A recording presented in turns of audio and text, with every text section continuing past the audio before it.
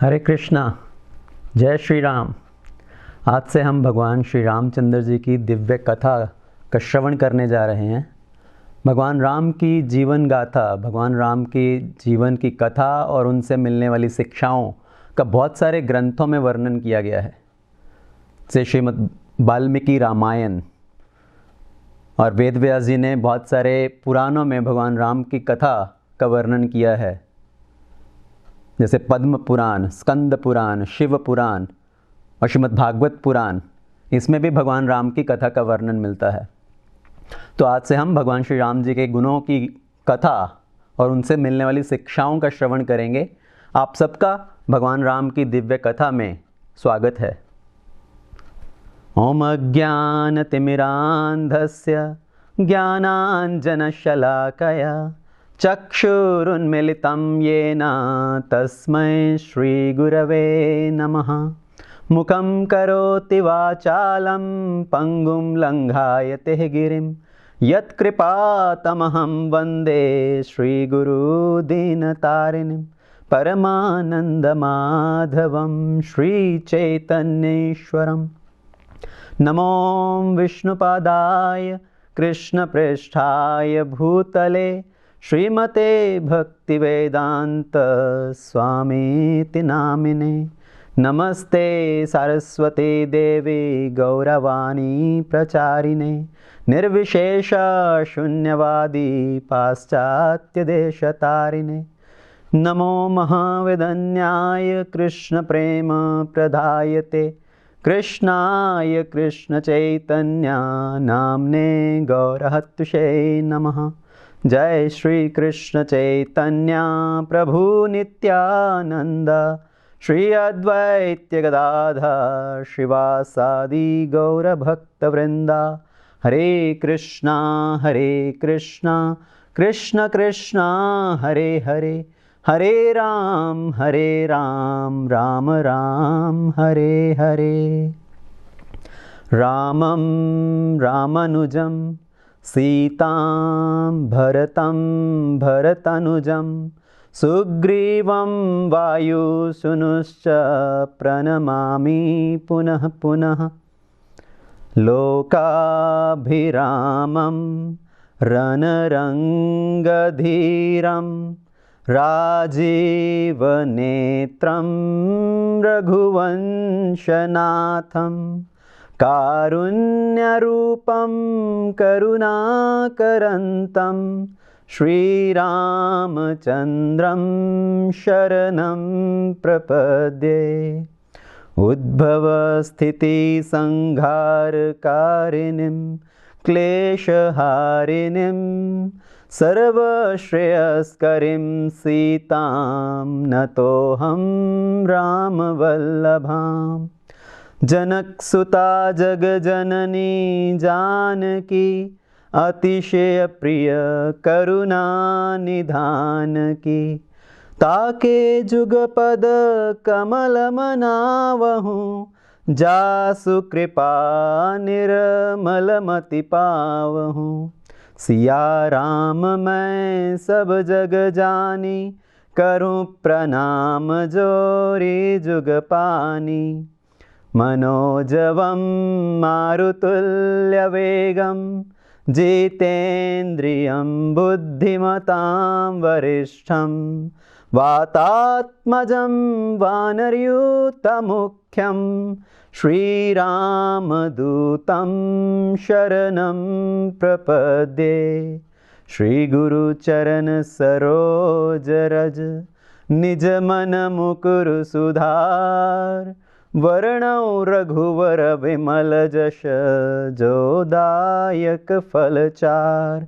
बुद्धिहीन तनु जानिके सुमिरो पवन कुमार। बल बुद्धि विद्या देहु मोहे, हरऊ कलेश विकार। सियावर राम जय जय राम, मेरे प्रभु राम जय जय राम। श्री रामचंद्र भगवान की जय, सीता राम लक्ष्मण हनुमान की जय।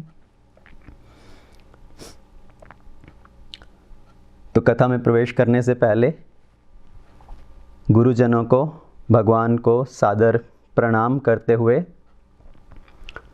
मेरा सबसे पहले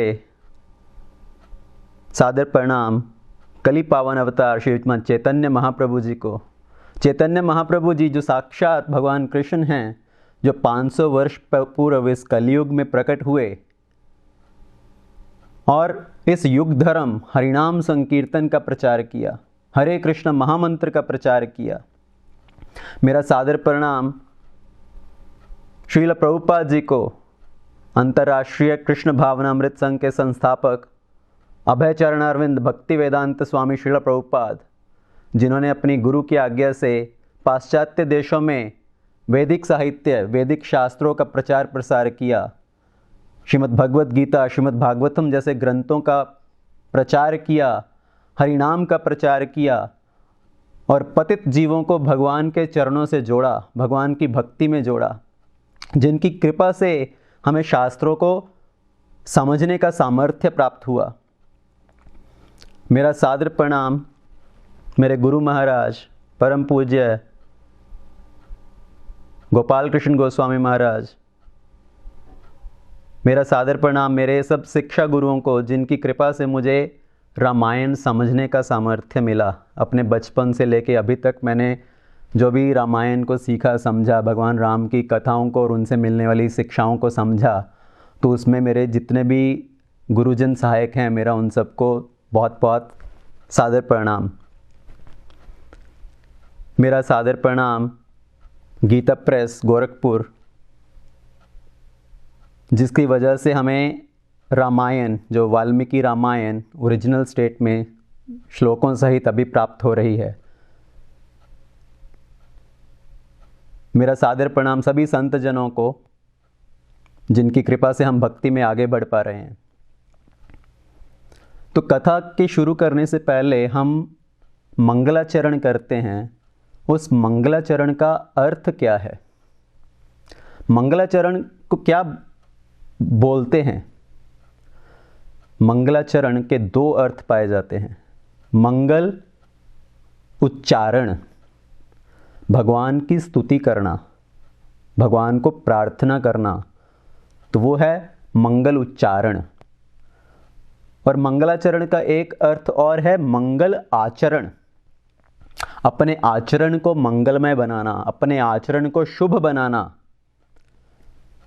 जो भी वक्ता ये व्यास गद्दी पर बैठता है, जो कि व्यास देव जी का स्थान है, तो उस पे बैठना एक बहुत बड़ा जिम्मेदारी का काम है, रिस्पॉन्सिबिलिटी का काम है।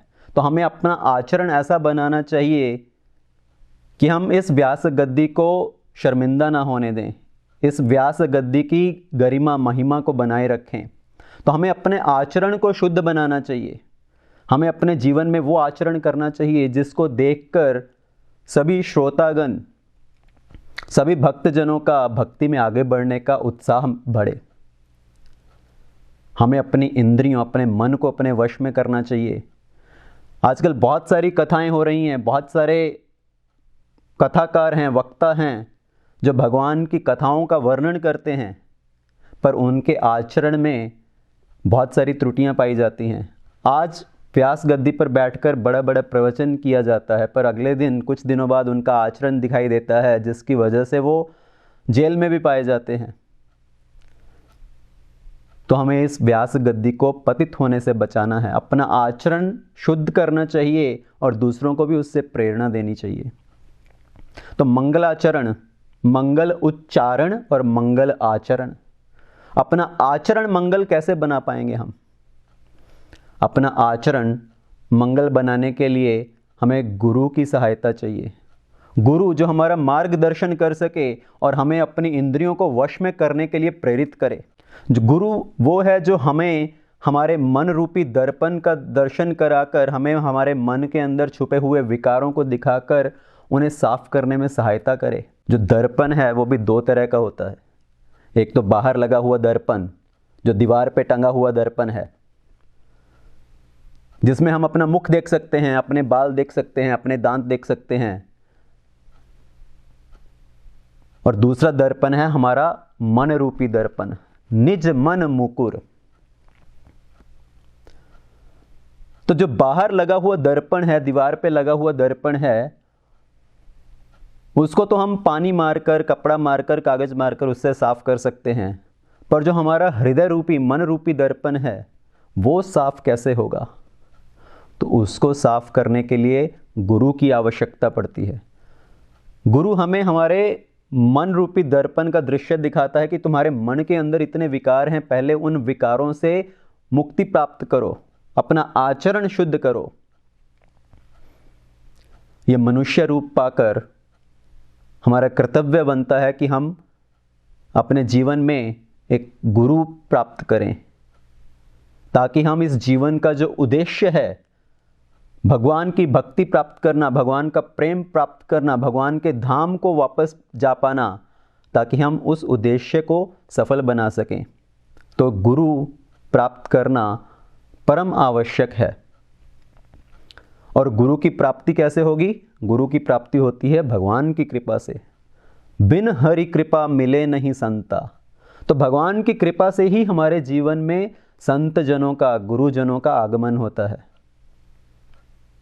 गुरु की कृपा से हम भगवान को समझ सकते हैं, भगवान को प्राप्त कर सकते हैं, और भगवान की कृपा से ही गुरु मिलते हैं पहले। तो अपने जीवन में हमें गुरु बनाना परम आवश्यक है। और राम कथा में प्रवेश करने के लिए भी एक गुरु की आवश्यकता है। और वो गुरु कौन है? हनुमान जी महाराज। हनुमान जी जहाँ जहाँ भी राम कथा होती है, जहाँ जहाँ राम कथा कही जा रही है, सुनी जा रही है, हनुमान जी वहाँ पर उपस्थित रहते हैं। तो जब भगवान राम अपने साकेत धाम को वापस गमन कर रहे थे, तो हनुमान जी को चिरंजीव होने का आशीर्वाद मिला कि आप इस भूमंडल में ही रहोगे, इस भौतिक जगत में रहोगे। और हनुमान जी ने एक वरदान मांगा कि इस भौतिक संसार में जहाँ जहाँ आपकी कथा कही जा रही हो, मैं चाहता हूँ मैं वहाँ वहाँ उपस्थित रह सकूँ। और भगवान ने उनको वो वरदान दिया। तो जहाँ भी राम कथा हो रही है, हनुमान जी वहाँ पर उपस्थित रहते हैं। और हनुमान जी के लिए एक विशेष आसन रखा जाता है कि हनुमान जी यहाँ पर उपस्थित होंगे, उनके लिए एक आसन की व्यवस्था की जाती है। तो राम कथा में प्रवेश करने के लिए हनुमान जी की कृपा चाहिए। राम दुआरे तुम रखवारे, होत न आज्ञा बिन पैसारे। हनुमान जी की आज्ञा के बिना हम भगवान श्री राम के चरणों का आश्रय प्राप्त नहीं कर सकते। हनुमान जी ऐसे गुरु हैं जो सब जीवों को भगवान राम के चरणों से जोड़ते हैं, भगवान राम के चरणों की शरण प्राप्त करवाते हैं। तो अगर हमें भगवान की इस कथा में प्रवेश करना है, तो हमें हनुमान जी की कृपा प्राप्त करनी चाहिए।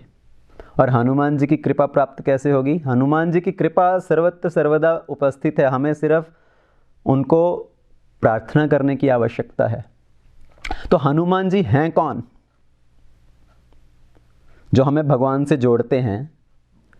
अब बिना हनुमान जी की कृपा से हम भगवान को समझ नहीं पा सकते, भगवान का आश्रय ग्रहण नहीं कर सकते।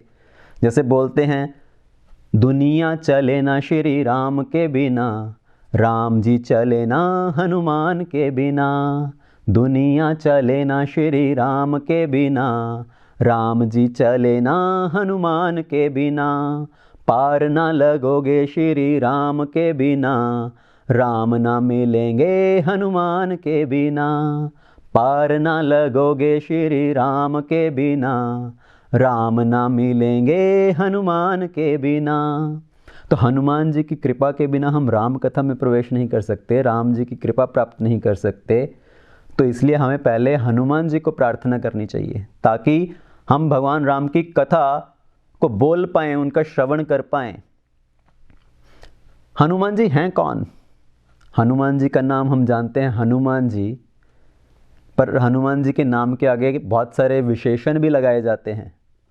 महावीर, विक्रम बजरंगी, तो हनुमान जी के नाम के आगे बहुत सारे विशेषण लगाए जाते हैं। उनका नाम तो है हनुमान जी खुद बताते हैं जब वो प्रथम समय भगवान राम से मिले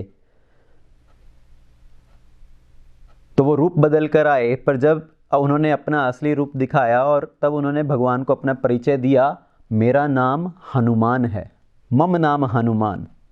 तो उनका नाम तो हनुमान है, पर उनके नाम के आगे बहुत सारे विशेषण लगाए जाते हैं। महावीर, महावीर का अर्थ क्या होता है? एक और महावीर हुए जैन धर्म में, उनका नाम भी महावीर हुआ। उनका वास्तव में नाम था जो वर्धमान था, पर उनको उपमा मिली महावीर। ऐसे ही बौद्ध धर्म में हम देखते हैं, बौद्ध धर्म में गौतम, जिनका आगे चलकर नाम हुआ बुद्ध। तो ये जो वर्धमान थे, इनका नाम हुआ महावीर। एक बार एक पत्रकार ने उनसे पूछा कि आपके नाम के आगे महावीर लगता है, या आपको महावीर का नाम मिला है, उसका अर्थ क्या है? तो उन्होंने महावीर का डेफिनेशन देते हुए बताया, अरिहंतानाम इति महावीर। अरिहंतानाम, जिसने अपने शत्रुओं के ऊपर विजय प्राप्त की है, वो महावीर है। जैसे आजकल सेना में भी कुछ मेडल, पुरस्कार दिए जाते हैं, महावीर की पदवी दी जाती है, पर ये महावीर का अर्थ है जिसने अपने शत्रुओं के ऊपर विजय प्राप्त की हो।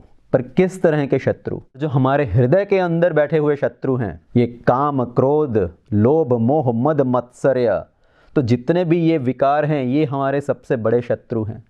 तो जिसने इन शत्रुओं के ऊपर विजय प्राप्त की है, वो है महावीर। तो भगवान राम को समझने के लिए हनुमान जी की कृपा प्राप्त करनी आवश्यक है। तो इसलिए हम पहले हनुमान जी की एक थोड़ी सी स्तुति गाएंगे, जो कि हनुमान जी की बहुत प्रसिद्ध स्तुति है, जो ज़्यादातर गाई जाती है। श्री गुरु चरण सरोज रज, निज मन मुकुर सुधार, वर्णौ रघुवर विमल जश, जो दायक फल चार। बुद्धिहीन तनु जान के, सुमिरो पवन कुमार। बल बुद्धि विद्या देहु मोहे, हरौ कलेश विकार। जय हनुमान ज्ञान गुण सागर, जय कपीश त्रिहु लोक उजागर। रामदूत अतुलित बल धामा, अंजनी पुत्र पवन सुत नामा। रामदूत अतुलित बल धामा, अंजनी पुत्र पवन सुत नामा। महावीर विक्रम बजरंगी, कुमति निवार सुमति के संगी। कंचन वरन विराज सुवेसा, कानन कुंडल कुंचित केसा। हाथ वज्र ओ ध्वजा विराजे, कांधे मूज जनेयु साजे। शंकर सुवन केसरी नंदन, तेज प्रताप महाजगवंदन। विद्यावान गुणी अति चातुर, राम काज करिवे को आतुर। प्रभु चरित्र सुनिवे को रसिया, राम लखन सीता मन बसिया। सूक्ष्म रूप धरि सियहि दिखावा, विकट रूप धरि लंक जरावा। भीम रूप धरि असुर संहारे, रामचंद्र के काज संवारे। लाए संजीवनी लखन जियाए, श्री रघुवीर हर्ष उर लाए। रघुपति कीन्हि बहुत बढ़ाई, तुम मम प्रिय भरत सम भाई।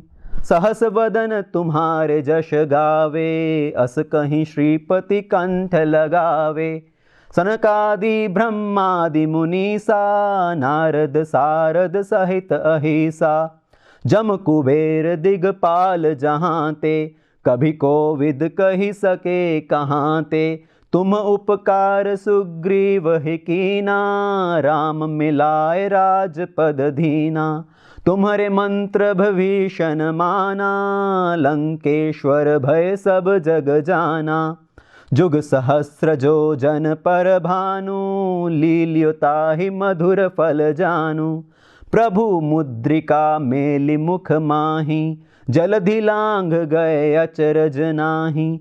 दुर्गम काज जगत के जेते, सुगम अनुग्रह तुम्हरे तेते। राम दुआरे तुम रखवारे, होत न आज्ञा बिन पैसारे। सब सुख लहें तुम्हारी शरणा, तुम रक्षक काहू को डरना। तुम रक्षक काहू को डरना। आपन तेज सम्हारो आपे, तीनों लोक हांकते कांपे। भूत पिशाच निकट नहीं आवे, महावीर जब नाम सुनावे। नासे रोग हरे सब पीरा, जपत निरंतर हनुमत बीरा। संकट ते हनुमान छुड़ावे, मन क्रम वचन ध्यान जो लावे। सब पर राम तपस्वी राजा, तिनके काम सकल तुम साजा। और मनोरथ जो कोई लावे, सोई अमित जीवन फल पावे। चारों जुग प्रताप तुम्हारा, है परम सिद्ध जगत उजियारा। साधु संत के तुम रखवारे, असुर निकंदन राम दुलारे। अष्ट सिद्धि नो निधि के दाता, असबर दीन जानकी माता। राम रसायन तुमरे पास, सदा रहो रघुपति के दास। तुम्हारे भजन राम को पावे, जन्म जन्म के दुख विसरावे। अंत काल रघुवर पुर जाई, जहाँ जन्म हरि भक्त कहाई। और देवता चित ना धरई, हनुमत से सब सुख करई। संकट कटे मिटे सब पीरा, जो सुमरे हनुमत बलवीरा। जय जय जय हनुमान गोसाई, कृपा करो गुरुदेव की नाई। जय जय जय हनुमान गोसाई, कृपा करो गुरुदेव की नाई। जो सत बार पाठ कर कोई, छूटे ही बंदी महा सुख होय। जो यह पढ़े हनुमान चालीसा, होय सिद्धि साखी गौरी सा।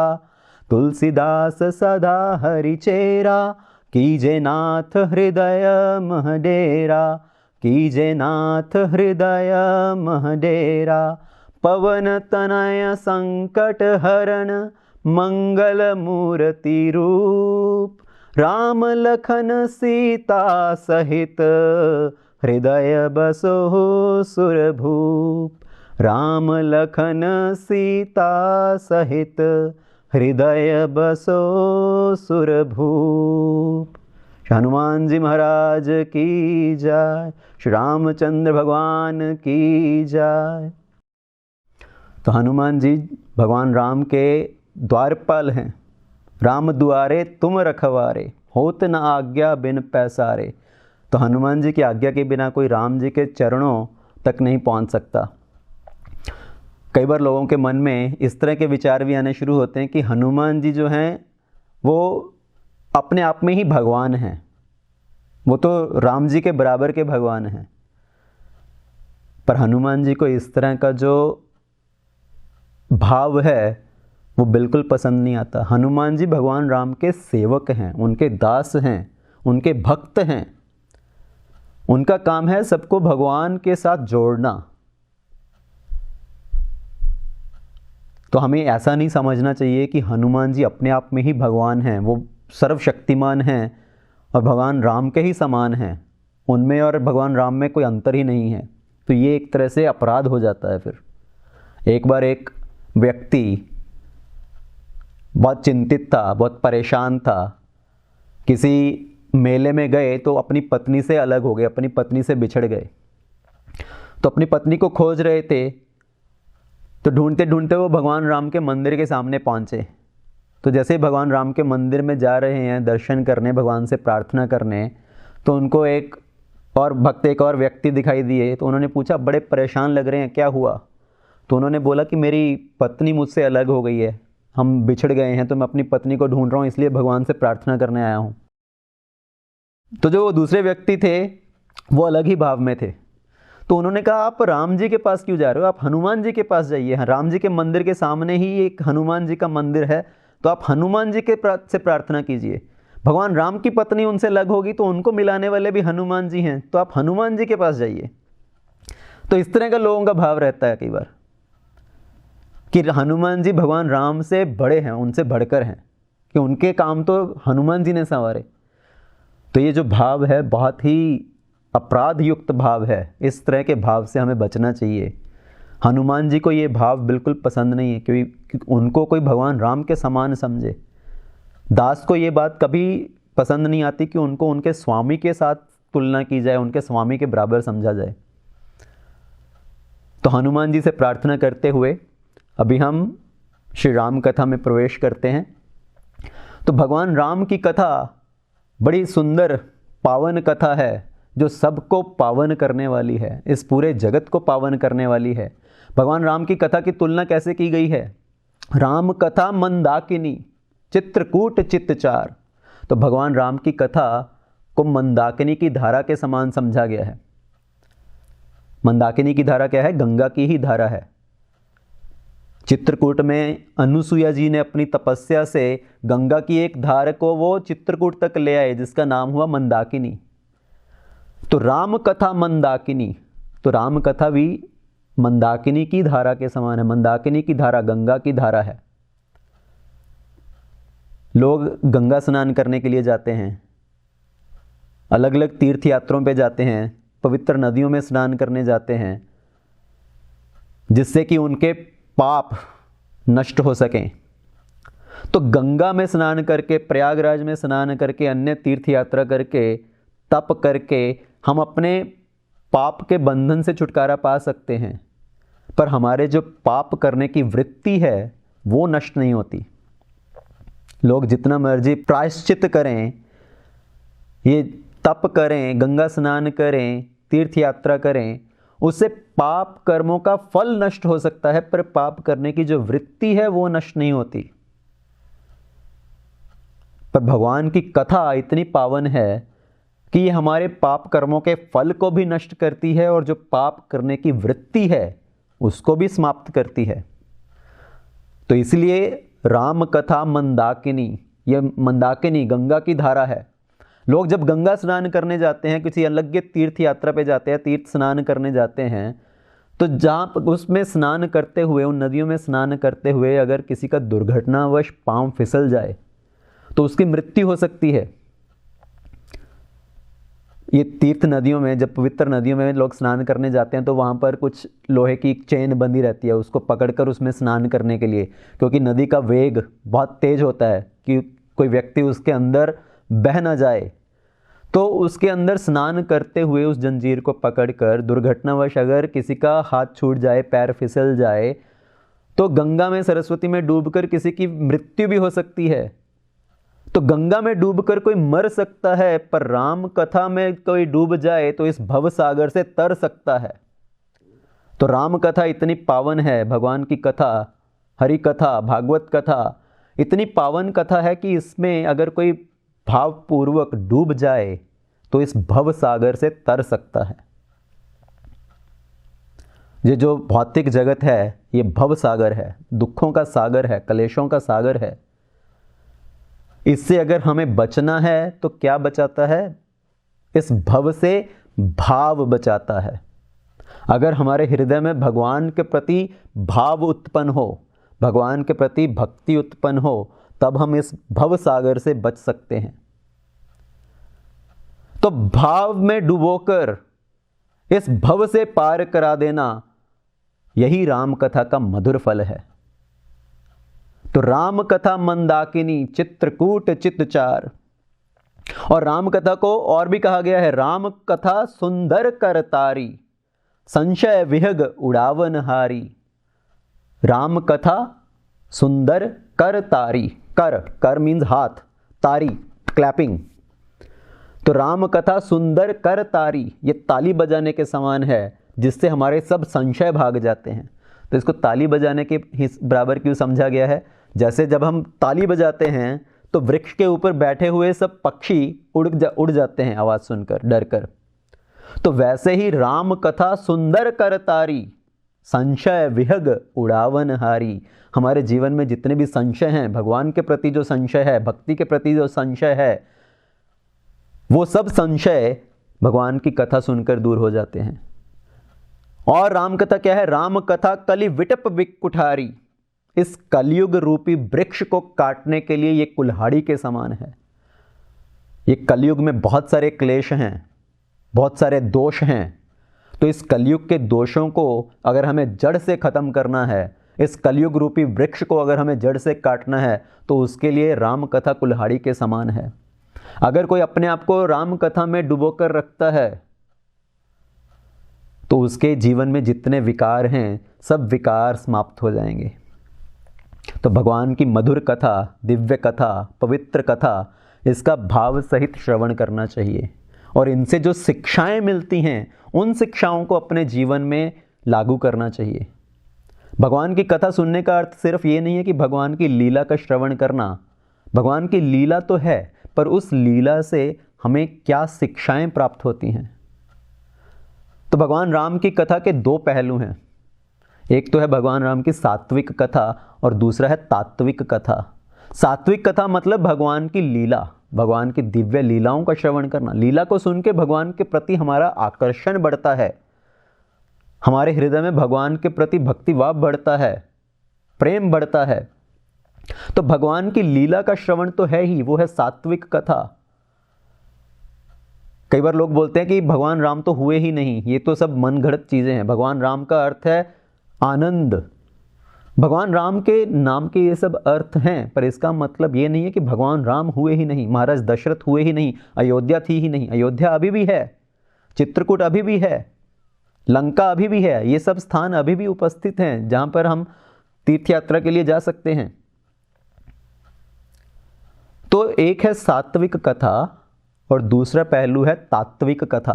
तात्विक कथा का मतलब कि उस कथा का तात्पर्य क्या है, उससे हम क्या सीख सकते हैं, उसका कंटेक्चुअल मीनिंग क्या है। तो जब हम भगवान की कथा का श्रवण करते हैं तो इन दोनों पहलुओं से हमें भगवान की कथा का श्रवण करना चाहिए। भगवान की लीलाओं का श्रवण करना, जिससे कि हम भगवान के प्रति आकर्षित हो सकें, और भगवान की लीलाओं से जो शिक्षाएं मिलती हैं उनको अपने जीवन में ग्रहण करना। तो ये पूरी राम कथा जो हम अभी सुनने जा रहे हैं, उसमें दो और पहलू आते हैं, व्यास पद्धति और समास पद्धति। तो कुछ लीलाओं का वर्णन हम विस्तार से करेंगे व्यास पद्धति, और कुछ लीलाओं का वर्णन हम संक्षेप में करेंगे समास पद्धति, ताकि हम ये पूरी जो राम कथा है उसका श्रवण कर सकें। राम कथा मंदाकिनी चित्रकूट चित्तचार। भगवान राम की कथा मंदाकिनी की धारा के समान है। और जो राम कथा है, रामायण की कथा है, उसका अर्थ क्या है? रामायण, रामायण का अर्थ क्या है? राम प्लस आयन, आयन मतलब चलना, ट्रैवलिंग, वॉकिंग। तो जिसमें भगवान राम का यात्रा है वो है रामायण, भगवान राम की यात्रा। तो पूरी रामायण में हम पढ़ते हैं, सुनते हैं कि भगवान राम ने कहाँ कहाँ यात्रा किया। तो पहले तो अपने घर से भगवान राम गए वशिष्ठ जी के आश्रम में शिक्षा प्राप्त करने के लिए। जब वापस आए तो विश्वामित्र जी के साथ जंगल में गए उनके यज्ञ की रक्षा करने के लिए। वहाँ से फिर भगवान राम ने यात्रा की मिथिला की, जनकपुरी की, महाराज जनक के यज्ञ की रक्षा करने के लिए, उनके धनुर्यज्ञ की रक्षा करने के लिए। वहाँ से अयोध्या वापस आए तो 14 वर्ष के लिए वनवास में चले गए। तो दंडकारण्य वन, अलग अलग वनों की यात्रा की, अलग अलग ऋषियों के, महात्माओं के आश्रम में गए, और फिर वहाँ से लंका तक की यात्रा, लंका से वापस अयोध्या तक की यात्रा। तो पूरे रामायण में क्या है? भगवान की यात्रा, भगवान का चलना, राम आयन। और रामायण का दूसरा अर्थ है रमा प्लस अयन, जो सीता देवी जी का घर है। तो ये रामायण भगवान की यात्रा है। भगवान की यात्रा से हमें क्या शिक्षाएं मिलती हैं, और ये भगवान का घर भी है। भगवान कहाँ कहाँ पर ठहरे इस पूरी लीला में। और रामायण में 4 तत्व आते हैं। तो ये 4 तत्व क्या हैं?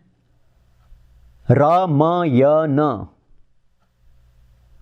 तो इस पूरी रामायण में ये 4 तत्व हैं। र का अर्थ है राम। तो इस पूरी कथा में भगवान राम ही राम हैं। हर जगह भगवान राम का नाम है, भगवान राम है। अगर हम रामायण ग्रंथ उठाकर खोलें, श्रीमद् वाल्मीकि रामायण खोलें या अन्य रामायण खोलें, बहुत सारे और भक्तों ने अलग अलग रामायण की रचना की है। अध्यात्म रामायण, आनंद रामायण, कंब रामायण, रामचरितमानस। तो ये बहुत तरह से रामायण ग्रंथों की रचना हुई है। तो अगर हम कोई भी रामायण खोलकर पढ़ें तो हर पेज पे भगवान राम की चर्चा है। यहाँ मध्य अवसाना प्रभु प्रतिपाद्य राम भगवाना, यही मह आदि मध्य अवसाना प्रभु प्रतिपाद्य राम भगवाना। तो जिसके आदि में, मध्य में, अंत में, सब जगह राम ही राम हैं। राम भगवान के बारे में वर्णन किया गया है, वो है राम तत्व। तो रामायण का जो पहला तत्व है राम, तो ये भगवान राम के बारे में कथा है। और म का अर्थ है माता। तो पूरी रामायण में बहुत सारी माताओं का वर्णन है।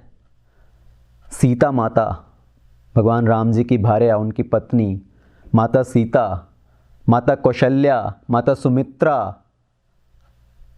माता अनुसुईया, माता तारा, माता त्रिजटा, माता मंदोदरी। तो ये सब माताओं का भी वर्णन आता है। इन माताओं का क्या योगदान है, उनका क्या बलिदान है पूरी राम कथा में, पूरी राम लीला में। तो माता की कथा, माताओं में सबसे श्रेष्ठ सीता माता। तो वाल्मीकि जी ने तो यहाँ तक लिखा है वाल्मीकि रामायण में, काव्यम रामायणम कृष्णम सीतायस्य चरितम महत्।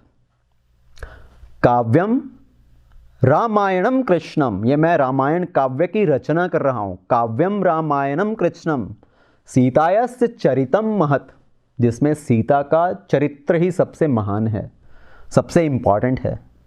तो वाल्मीकि जी ने तो यहाँ तक कह दिया कि राम जी से ज़्यादा सीता माता के चरित्र के बारे में ये कथा है। तो राम तत्व, माता, माता सीता, यह तत्व है यज्ञ। इस रामायण कथा के अंदर हम बहुत सारे यज्ञों के बारे में श्रवण करेंगे। इस पूरी राम कथा में बहुत सारे यज्ञ हुए। भगवान राम की पूरी लीला में बहुत सारे यज्ञ हुए। भगवान राम ने स्वयं भी बहुत सारे यज्ञ किए और उन्होंने कुछ यज्ञ विध्वंस भी किए। पहले तो भगवान राम का जो प्राकट्य है इस भौतिक जगत में, वो भी एक यज्ञ से हुआ। पुत्र कामेष्टि यज्ञ, महाराज दशरथ ने पुत्र कामेष्टि यज्ञ किया भगवान राम को अपने पुत्र स्वरूप प्राप्त करने के लिए। जनक महाराज ने एक यज्ञ किया जहाँ से सीता जी की उत्पत्ति हुई। भगवान राम वन में गए विश्वामित्र जी के यज्ञ की रक्षा करने के लिए। वो जनकपुरी गए जनक महाराज के धनुर्यज्ञ की रक्षा करने के लिए, और उन्होंने कुछ यज्ञ विध्वंस भी किए। मेघनाथ का यज्ञ विध्वंस किया गया। और जब भगवान राम अयोध्या वापस आए तो उन्होंने स्वयं बहुत सारे अश्वमेध यज्ञ भी किए। तो यह तत्व है यज्ञ की संस्कृति। जो हमारी सनातन संस्कृति है, वैदिक संस्कृति है, वो है यज्ञ की संस्कृति। और रामायण का जो है वो है रावण के लिए। रावण तो रावण को दर्शाता है, जो रावण की बुराइयां थी उनको दर्शाता है। ये जो राम कथा है वो इस बात को दर्शाती है कि अगर कोई रावण जैसा आचरण करेगा, रावण जैसा व्यवहार करेगा, तो उसका विनाश निश्चित है। उसको विनाश से कोई नहीं बचा सकता। उसके पास जितने मर्जी मित्र बंधु हो, जितनी बड़ी से बड़ी सेना हो, जितनी मर्जी शक्ति हो, जितने मर्जी ऐश्वर्य हो, चाहे सोने की लंका तक की क्यों ना हो, पर वो सब चीज़ें जलकर खाक हो जाएंगी। तो अगर कोई रावण जैसा आचरण करेगा, रावण का आचरण क्या था? किसी से कुछ छीन लिया, किसी से कुछ झपट लिया, किसी को उठा लिया, किडनैप कर लिया किसी का। तो ये सब जो रावण की बुराइयां थी, रावण का जो आचरण था, अगर कोई उस तरह का आचरण करेगा तो उसका संपूर्ण विनाश निश्चित है। तो रामायण के ये 4 तत्व हैं, र म य न। र से राम, म से माता, माता सीता, य से यज्ञ और न से रावण। कि व्यक्ति को ये समझना चाहिए कि मैं रावण जैसा आचरण ना करूं। तो जो ये रामायण है वो श्री राम जी की अद्भुत अलौकिक कथा है। और भगवान की कथा को बहुत सारे संतों ने अलग अलग ढंग से वर्णन किया है। जो पूरा रामायण है उसको हम भगवान के स्वरूप के हिसाब से समझ सकते हैं कि ये जो रामायण है ये भगवान का स्वरूप ही है। जैसे श्रीमद् भागवतम है, उसको हम बोलते हैं भगवान कृष्ण का वो स्वरूप है। उसी तरह से जो रामायण है वो भगवान श्री राम जी का स्वरूप है। बालकांड भगवान राम के चरण के समान है, जहाँ पर भगवान राम चलकर अलग अलग जगहों पर गए। अयोध्या कांड भगवान की यंघा के समान है, जहाँ पर भगवान ने बहुत निर्णय भी लिए। अरण्य कांड भगवान का कटि प्रदेश है। और किष्किंधा कांड भगवान का वक्षस्थल है, जहाँ पर भगवान ने बहुत सारे लोगों को अपने वक्ष से लगाया, अपना आश्रय प्रदान किया। और जो सुंदर कांड है वो भगवान के ग्रीव के समान है, भगवान के कंठ के समान है। सुंदर कांड को आज भी बहुत मधुर मधुर धुन में गाया जाता है।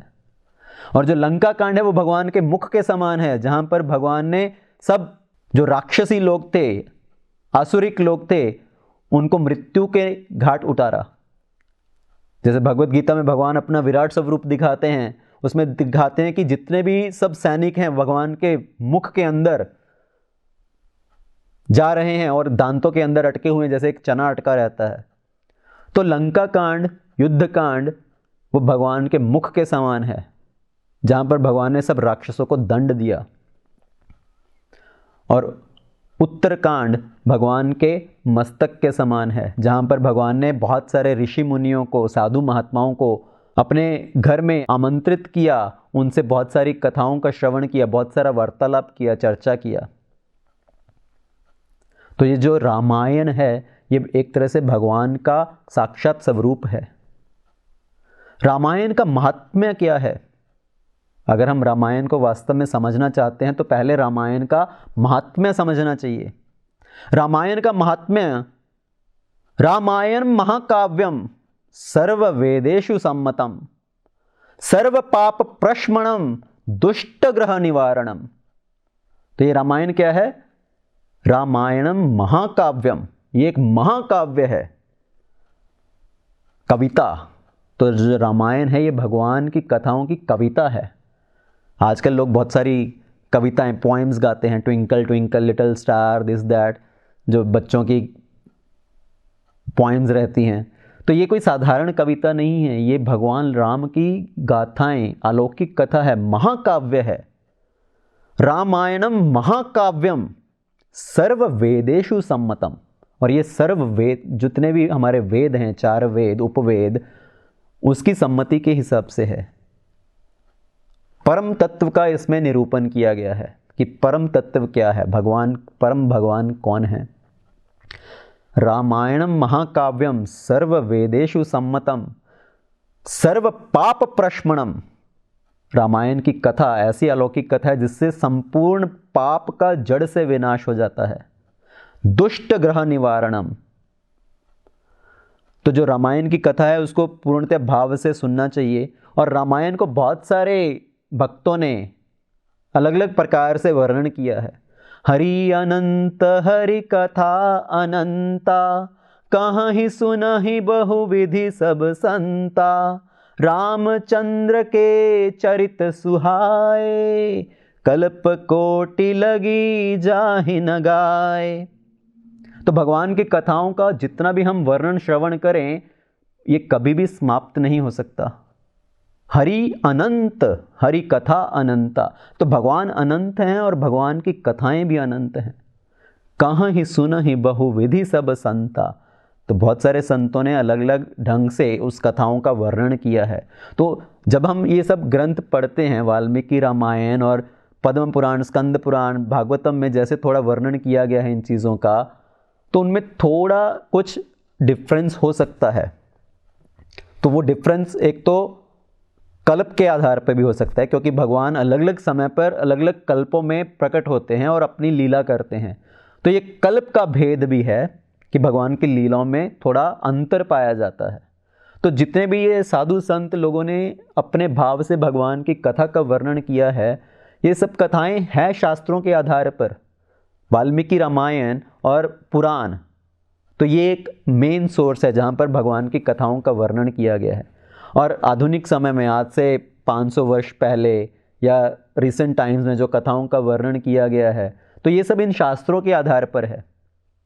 तो हरि अनंत हरि कथा अनंत, कहाँ ही सुन ही बहु विधि सब संता।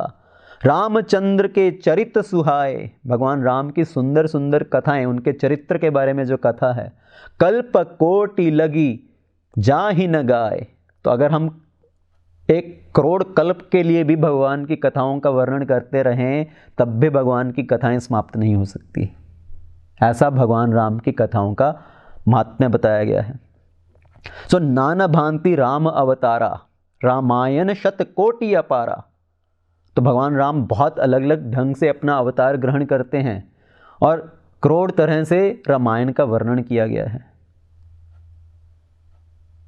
रामायण शतकोटि अपारा। तो इसका अर्थ क्या हुआ? भगवान अलग अलग कल्प में अवतार ग्रहण करते हैं। एक बार भगवान राम आए तो उनके जो माता पिता हैं, वो किसी को उनके माता पिता बनने का सौभाग्य मिला। एक बार कश्यप और अदिति भगवान राम के माता पिता बने, दशरथ और कौशल्या बने। अलग समय में मनु और शत्रुपा को भगवान राम के माता पिता बनने का अवसर प्राप्त हुआ। और वैसे ही रावण कुंभकर्ण, एक समय पे जो भगवान के द्वारपाल थे जय विजय, जो वैकुंठ धाम से गिरे श्राप के कारण, तो वो रावण और कुंभकर्ण बने। एक बार कोई अलग व्यक्ति, उनको रावण और कुंभकर्ण बनने का सौभाग्य मिला। तो जितने भी ये राम कथा के पात्र हैं, ये भी भगवान के पार्षद हैं। चाहे वो रावण है या कुंभकर्ण है, वो वास्तव में भगवान के पार्षद हैं, जिनको भगवान की लीलाओं में स्थान मिलता है।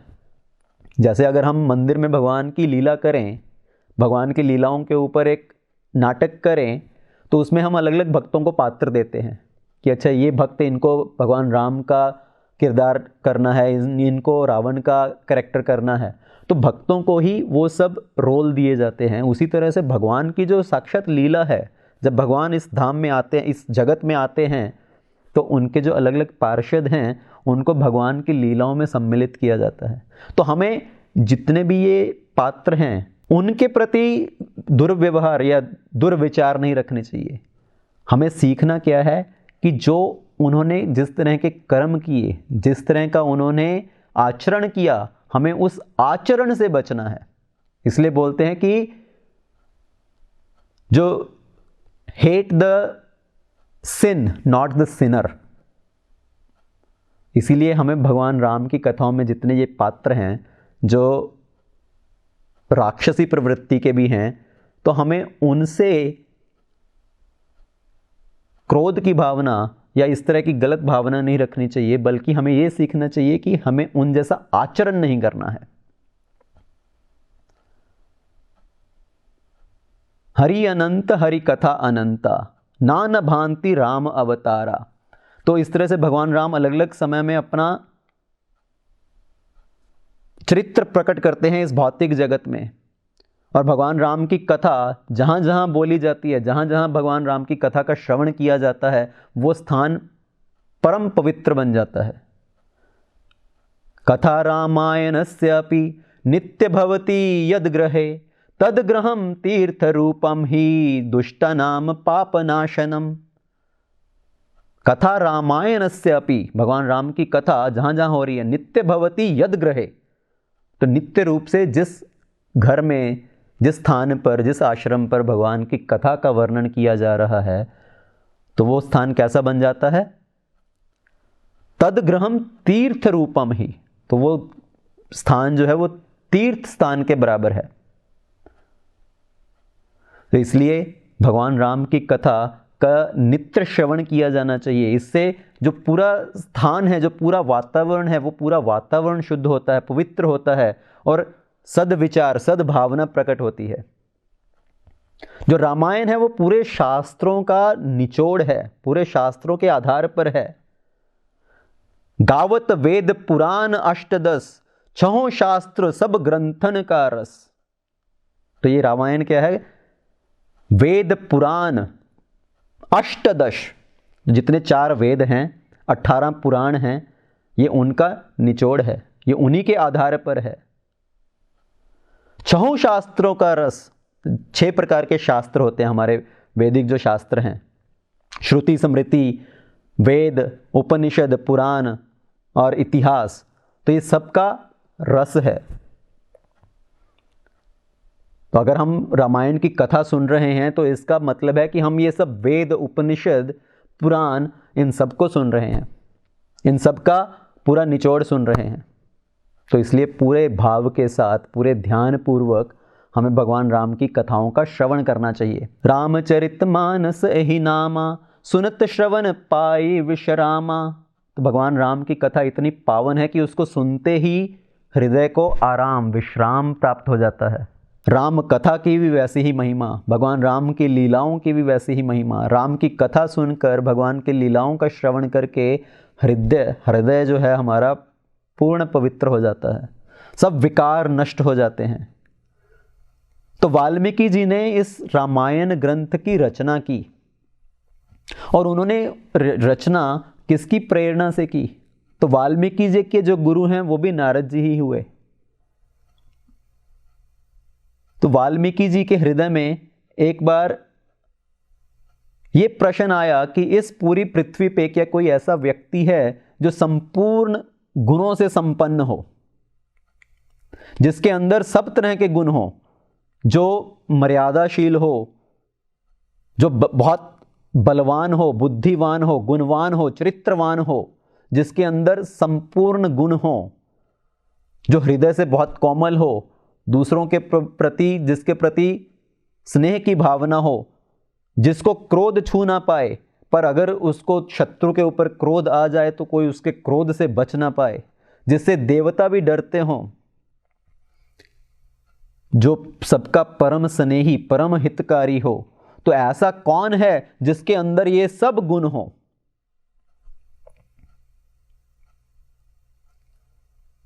तो वाल्मीकि जी किसी ऐसे व्यक्ति के बारे में लिखना चाहते थे जिनके अंदर ये सब गुण हो। जैसे हम बोलते हैं भगवान के अंदर क्या गुण हैं? जिनके अंदर ये 6 तरह के गुण संपूर्ण रूप से पाए जाते हैं। ऐश्वर्यस्य, समाग्रस्य, वीर्यस्य, यशसः, श्रेया। तो ये जितने भी गुण हैं, बल, बुद्धि, विद्या, सौंदर्य और यश, और उसके ऊपर रिनंसिएशन की भावना, वैराग्य की भावना, तो जिसके अंदर ये पूरे सब गुण पूर्ण रूप से हों, वो परम भगवान हैं। तो वाल्मीकि जी भी ऐसे ही किसी व्यक्ति को ढूंढ रहे थे इस संसार के अंदर जिनके अंदर ये सब गुण हों। तो नारद जी वाल्मीकि जी के आश्रम में आए, और जब वाल्मीकि जी ने उनसे ऐसा प्रश्न किया कि क्या इस पृथ्वी के ऊपर कोई ऐसा है जो इन सब गुणों से युक्त हो, तो नारद जी ने उनको श्री राम के बारे में बताया कि अयोध्या में महाराज दशरथ के पुत्र हुए श्री राम, जो इन सब गुणों में से सम्मिलित हैं, जिनके अंदर ये सब गुण हैं। तो उस समय नारद जी ने वाल्मीकि जी को भगवान राम की कथा का वर्णन किया।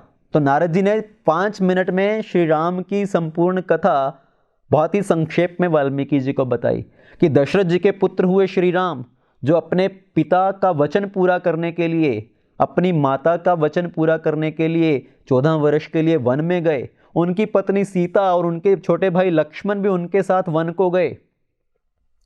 वन में उन्होंने अलग अलग साधु महात्माओं के आश्रम में जाकर उनका दर्शन किया, उनकी राक्षसों से रक्षा की। उनकी पत्नी सीता का एक राक्षस असुर रावण ने अपहरण किया और अपनी पत्नी के विरह में श्री राम वन वन भटकते रहे। उनको बहुत शोक हुआ और उन्होंने सुग्रीव से मित्रता की। सुग्रीव से मित्रता करके उन्होंने सुग्रीव को उनका खोया हुआ राज्य वापस दिलाया और फिर सुग्रीव ने अपने सब जो वानर सेना थी उनको सीता जी की खोज में भेजा। और जब श्री राम को पता चला कि सीता जी लंका में हैं, रावण की कैद में, तो श्री राम जी ने उन वानरों की सहायता से समुद्र के ऊपर एक पुल बनाया और अपनी पूरी सेना के साथ वो लंका में गए। वहां पर उन्होंने रावण का वध किया, सीता जी को मुक्त कराया और फिर वो अयोध्या वापस आए। तो इस तरह से नारद मुनि जी ने 2 मिनट में 5 मिनट में पूरी रामायण की कथा का संक्षेप में वर्णन किया और वाल्मीकि जी ने ये कथा सुनी और नारद जी ने उनको प्रेरणा दी कि आप श्री राम की कथाओं के बारे में, उनकी गुण लीलाओं के बारे में लिखिए। तो नारद जी ये प्रेरणा देकर वहाँ से चले गए और वाल्मीकि जी अभी ये सोच ही रहे थे कि उन्हें कैसे श्री राम के चरित्र का, उनके गुणों का वर्णन करना है। तो एक दिन वाल्मीकि जी स्नान करने के लिए तमसा नदी के तट पर गए। अपने एक शिष्य के साथ वो तमसा नदी के तट पर गए और वहां पर उन्होंने एक दृश्य देखा। क्या दृश्य देखा कि 2 क्रौंच पक्षी हैं, एक वृक्ष के ऊपर बैठकर मैथुन कर रहे हैं और एक शिकारी ने, जो मेल क्रौंच बर्ड था, क्रौंच पक्षी था, उसके ऊपर अपने वान से प्रहार किया। वो वान उस क्रौंच पक्षी के हृदय में लगा और वो पक्षी छटपटाता हुआ नीचे जमीन पर गिर पड़ा और जो मादा क्रौंच पक्षी था वो भी उसके विरह में तड़प रहा है। तो जब वाल्मीकि जी ने ये दृश्य देखा तो उनके हृदय में बहुत शोक उत्पन्न हुआ और उस शोक भावना में उन्होंने उस शिकारी को एक श्राप दे दिया। तो वाल्मीकि जी के मुख से उस समय अचानक ही एक श्लोक की उत्पत्ति हुई जो एक श्राप के रूप में थी। मां निषाद प्रतिष्ठाम त्वम गमः शाश्वती समः यत् क्रौंच मिथुनादकम बधी काम मोहितम। हे पापी शिकारी, तूने इन जो काम में मोहित जो क्रौंच पक्षी थे, इनका इस पूर्वक तुमने उनका वध किया है, उनको इतनी यातना प्रदान की है। मैं तुम्हें श्राप देता हूं कि तुम्हें इस जीवन में, इस धरती पर कहीं सुख न मिले। मां निषाद प्रतिष्ठाम त्वम, तुम्हारी सब प्रतिष्ठा समाप्त हो जाए। गमः शाश्वती समा यत् क्रौंच मिथुनादकम बधी काम मोहिता। तो वाल्मीकि जी के मुख से इस तरह से जब वचन निकले, शोक से ये श्लोक की उत्पत्ति हुई, तो उनके मन में यह विचार आया कि मैं एक साधु हूं जो सबको एक समान दृष्टि से देखना चाहिए।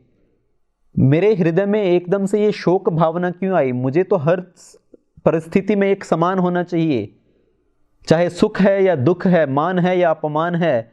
एक साधु को, एक महात्मा को इन सब चीज़ों में समदृष्टि होना चाहिए।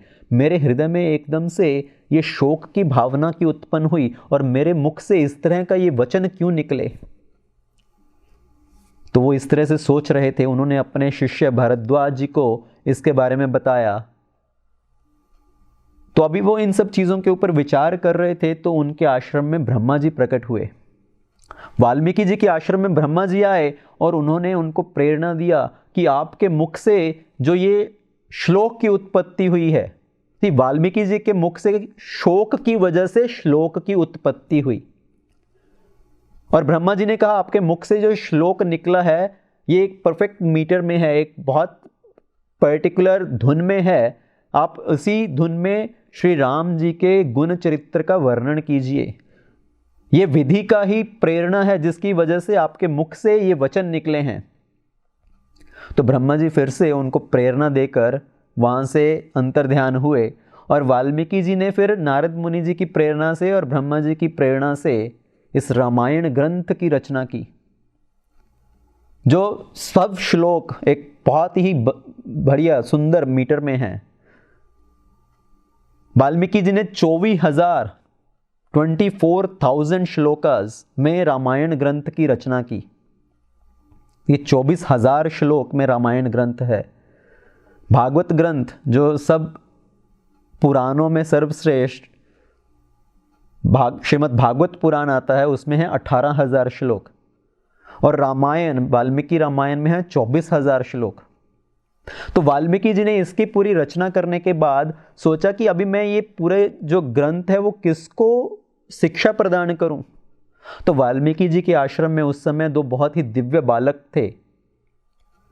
छोटे बालक जो वास्तव में श्री राम जी के पुत्र थे, सीता जी के पुत्र थे, लव और कुश। तो वाल्मीकि जी ने उन जो दिव्य ब्रह्म बालकों को इस रामायण ग्रंथ की शिक्षा प्रदान की।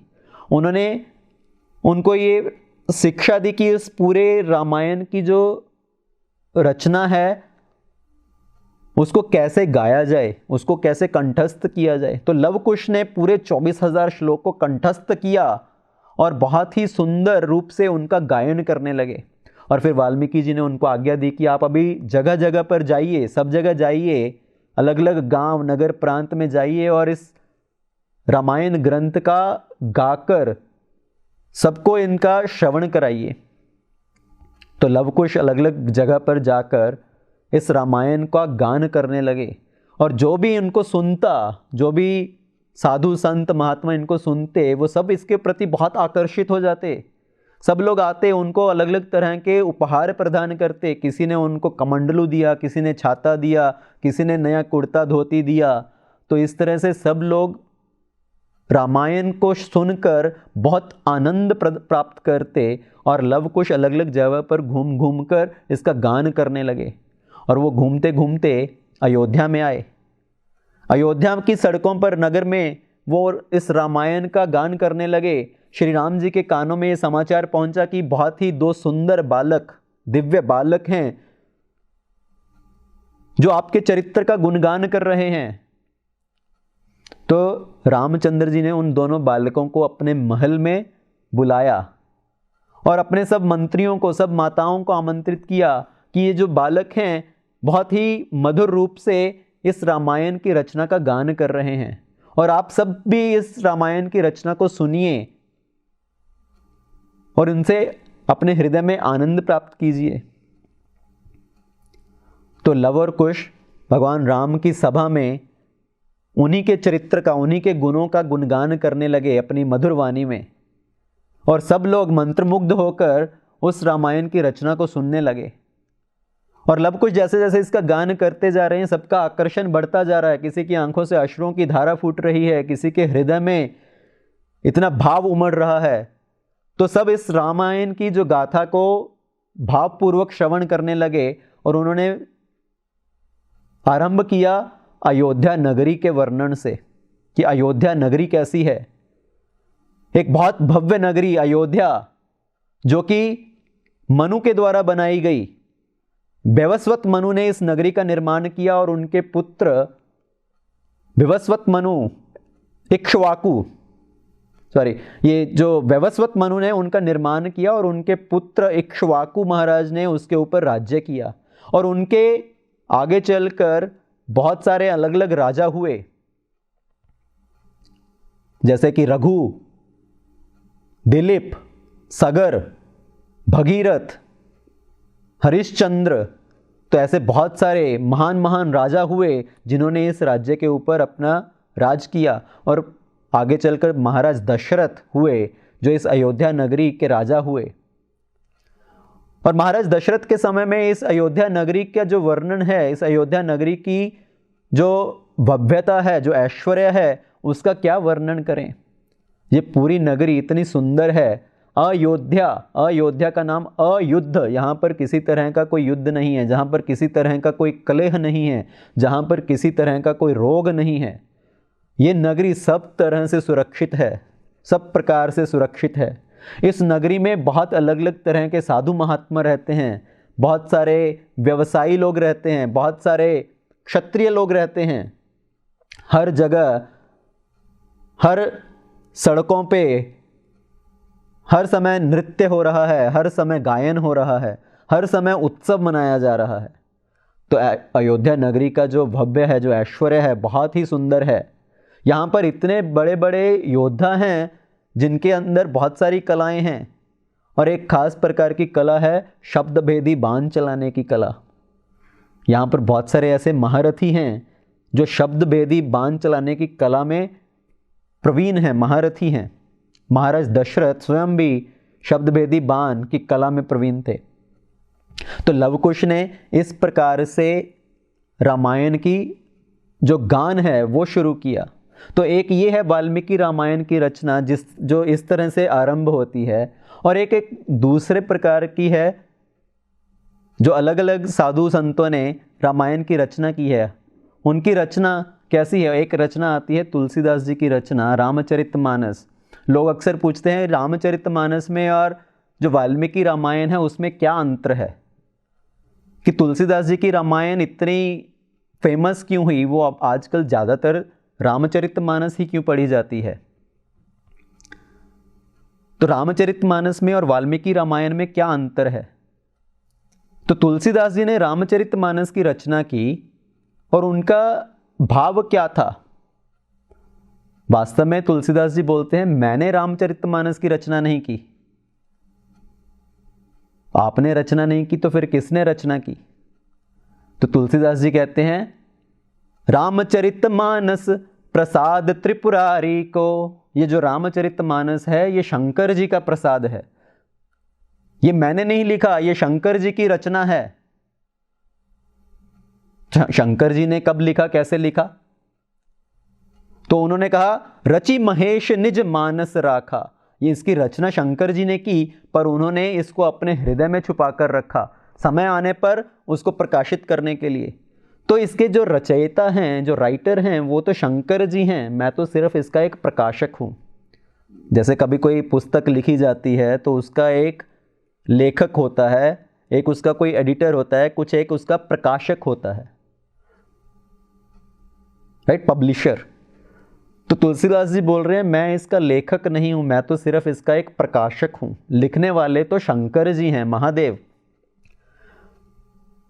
रचि महेश निज मानस राखा, उन्होंने इसको रचकर अपने हृदय में संभाल कर रखा, और मैं तो सिर्फ इसका एक प्रकाशक हूं। तो आपने इसको कब कहां प्रकाशित किया? अवधपुरी यह चरित प्रकाशा, तो अयोध्या में इस चरित्र को प्रकाशित किया। तो सब लोग राम जी की कथा गा रहे हैं, बहुत सारे लोग राम जी की कथा गा रहे हैं। वाल्मीकि जी ने राम की कथा गाई कही। एक अन्य यज्ञवल्क ऋषि भरद्वाज ऋषि जी को राम जी की कथा सुना रहे हैं। स्वयं शिव जी पार्वती जी को राम जी की कथा सुना रहे हैं।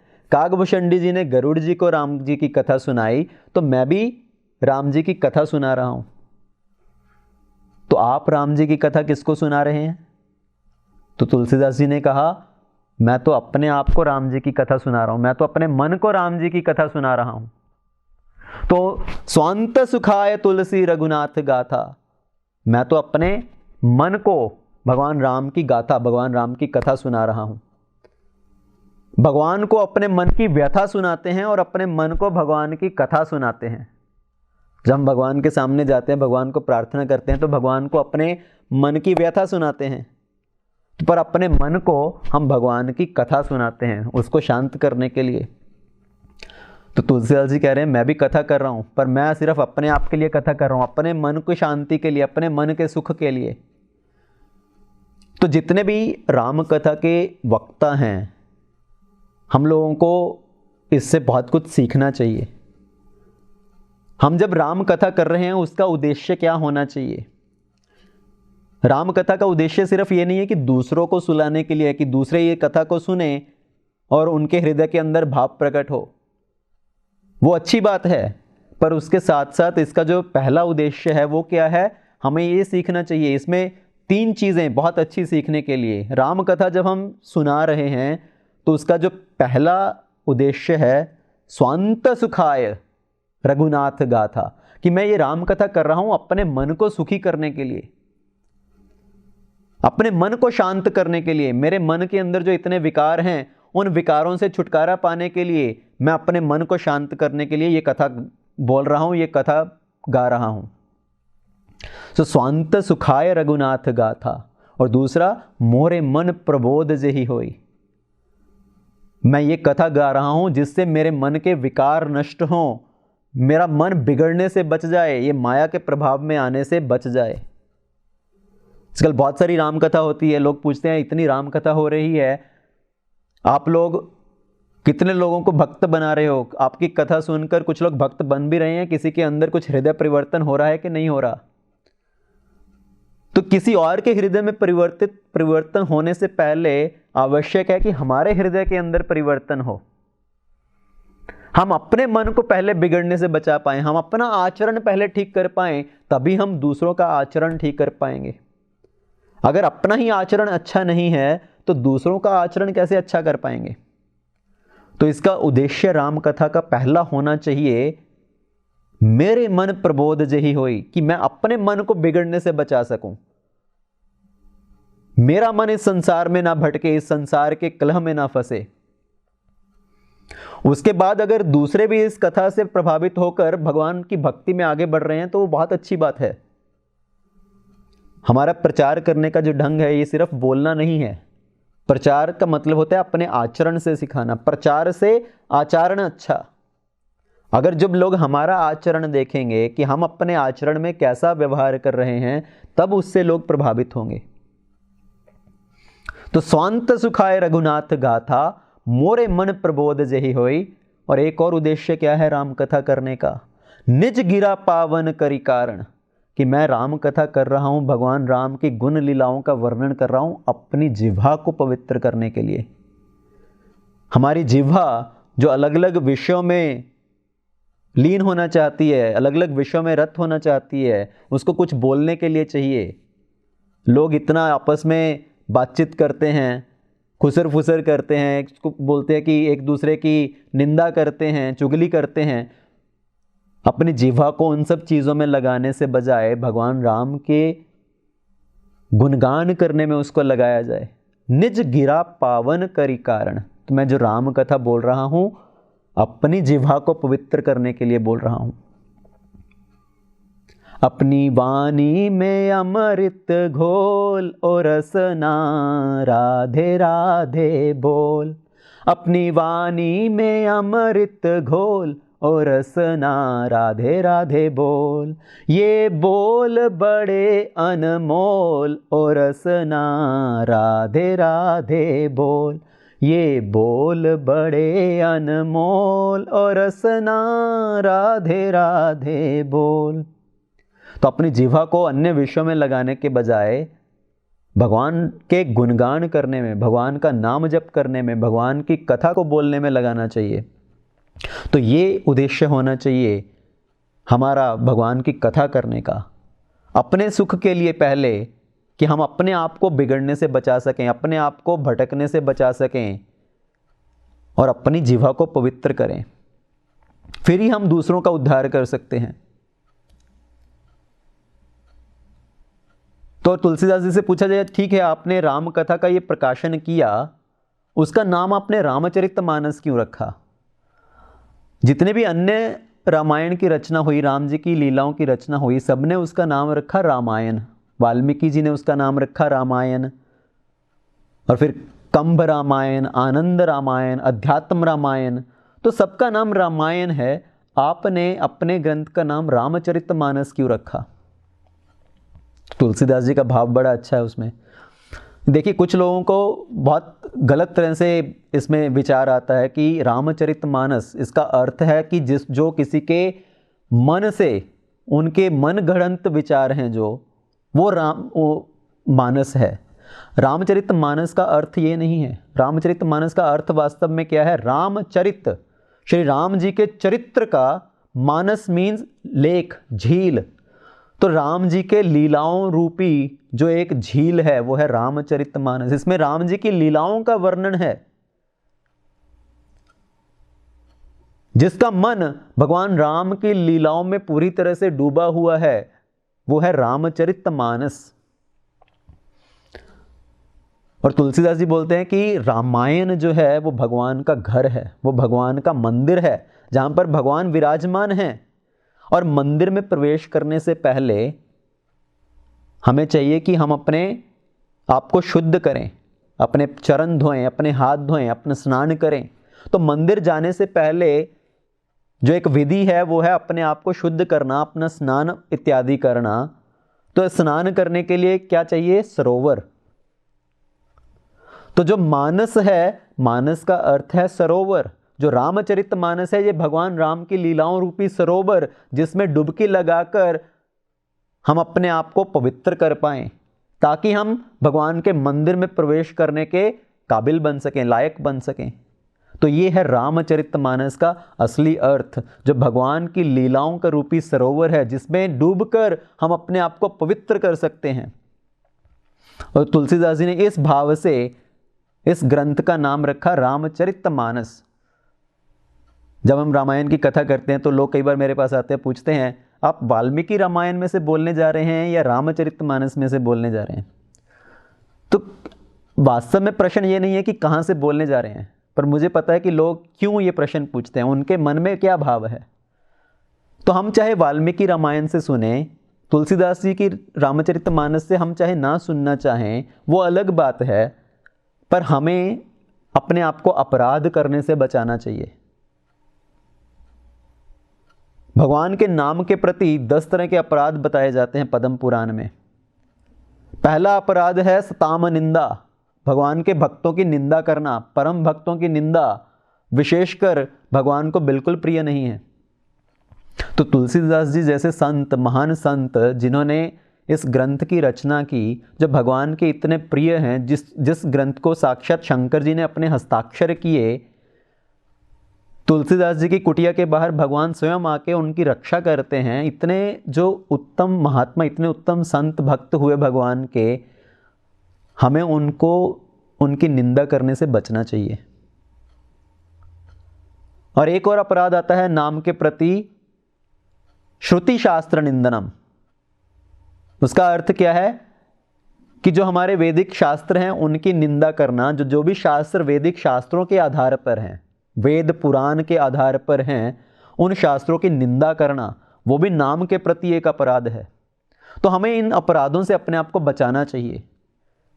हम अपनी भाव के अनुसार किसी पर्टिकुलर ग्रंथ से सुनना चाहें, पढ़ना चाहें या ना चाहें, वो अलग बात है, पर अपने आप को अपराध से हमें बचाना चाहिए, उसकी निंदा नहीं करनी चाहिए। तो तुलसीदास जी का भाव है कि मेरा मन जो भगवान की लीलाओं में डूबा हुआ, उससे इस ग्रंथ की रचना हुई रामचरितमानस। और ये रामचरितमानस की रचना कैसे हुई? वाल्मीकि जी ने रचना की, उनके ग्रंथ की रचना हुई शोक से। शोक से श्लोक की उत्पत्ति हुई, और तुलसीदास जी श्लोक बोली से लोक बोली में आ गए। एक साधारण भाषा में, अवधी भाषा में उन्होंने इसकी रचना की, जिसको कि हर साधारण व्यक्ति समझ सके। एक ठेला चलाने वाला, कपड़े धोने वाला, सब प्रकार के लोग उसको आसानी से समझ सकें। तो श्लोक बोली से लोक बोली में आ गए। और ये शास्त्र भी सब ग्रंथों के आधार पर है, सब शास्त्रों के आधार पर है, और प्राइमरली मेनली ये पुराणों के आधार पर है, और उसमें भी भागवत पुराण के आधार पर। नाना पुराण निगमादम सम्मतम यद। तो ये जो रामचरितमानस है ये पुराणों के आधार पर है। हमने वाल्मीकि रामायण के बारे में सुना, वो क्या था? रामायणम महाकाव्यम सर्व वेद सम्मतम। वो वेद के सम्मति के आधार पर है, पर रामचरितमानस पुराणों की सम्मति के आधार पर है, जितने भी पुराण हैं, और खास करके श्रीमद् भागवत पुराण। तो ये थोड़ा ब्रीफ में इनका अंतर कि वाल्मीकि रामायण की रचना कैसे हुई, रामचरितमानस जी की रचना कैसे हुई, दोनों में थोड़ा क्या भेद है। यहाँ तक तो संतों का क्या भाव है कि हमें राम कथा कैसे सुननी चाहिए। एक बड़े महान संत हुए, उनको लोग प्रेम से रामायणी जी महाराज बोलते हैं। उनका राम कथा के प्रति क्या भाव है? गाए जा निरंतर श्री राम जानकी का जश, राम नाम मंत्र नित वाणी को जपाए जा। पाए जा पदार्थ चार संतों की संगत में, उन्हीं के संदेश तू सबको सुनाए जा। नाए जा शीश तू गुरु चरण मध्य, भूल के कुसंग में न खुद को फंसाए जा। लाए जा पवित्र भाव ए मेरे मन, इस राम कथा में तू डुबकी लगाए जा। तो हमें चाहिए कि हम इस राम कथा में डूब जाएं, भगवान की कथा के भाव में डूब जाएं, संतों के संग में रहकर भगवान की कथा का श्रवण करें, अपने मन को, अपनी जिह्वा को पवित्र करें। तो भगवान राम की कथा, एक दूसरा एंगल जो है भगवान राम की कथा का, जो कि शिव पुराण में भी बताया गया है कि कथा कैसे प्रारंभ होती है। वो कथा शुरू होती है तीर्थराज प्रयाग से। तो ये कथा प्रारंभ होती है तीर्थराज से। तीर्थराज प्रयाग में एक बड़े महान संत भरद्वाज मुनि अपना आश्रम बनाकर वहाँ पर रहते थे।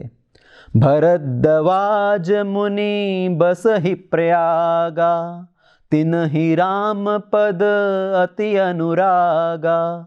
तो भरद्वाज जी अपना आश्रम बनाकर प्रयागराज में रहते हैं, जिनका राम जी के चरणों के प्रति बड़ा अनुराग है।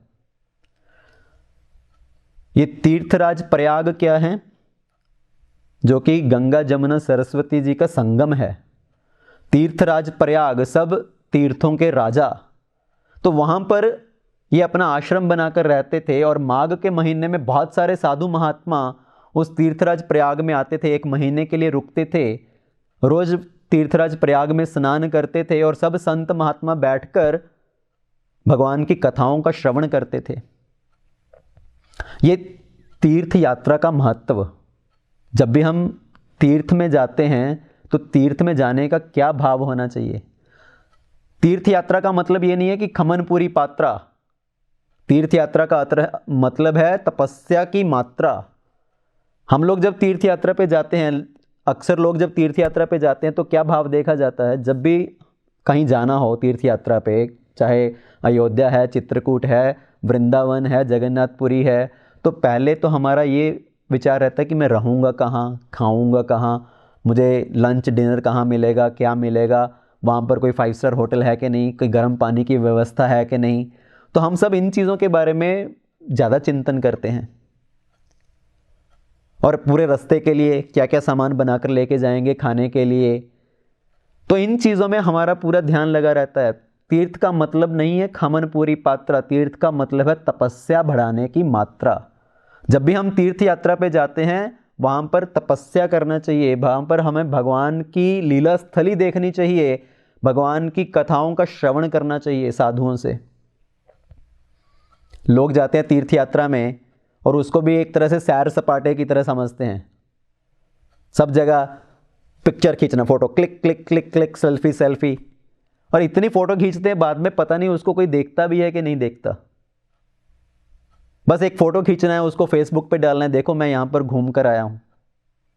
सब दिखावे की भावना है।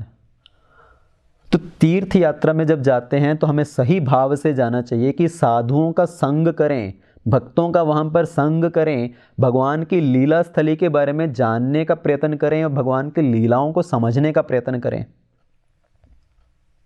तो ये प्रयागराज में सब साधु महात्मा एक महीने के लिए इकट्ठे होते हैं और भगवान की कथाओं का श्रवण करते हैं।